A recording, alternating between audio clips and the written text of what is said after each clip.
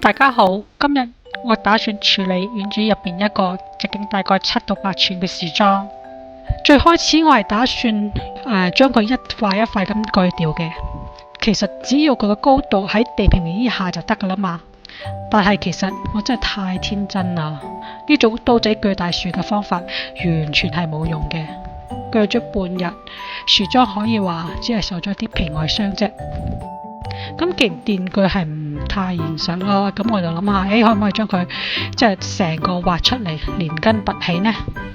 首先我喺樹樁周圍挖咗大約1尺闊嘅泥土，然後我就用鋸或者鉸剪將所有嘅根都鋸斷或者剪斷，咁樣就可以將個樹樁成功咁挖出嚟噶啦。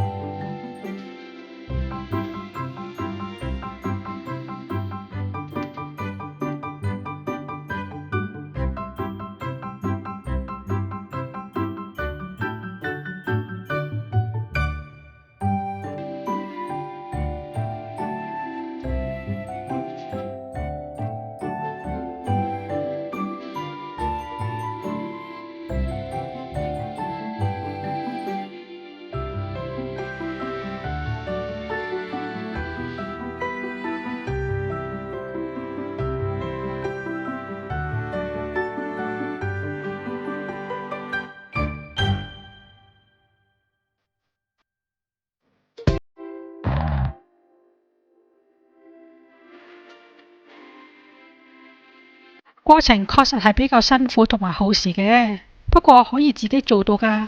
如果你屋企都有個樹樁想移除嘅話，都可以試下㗎。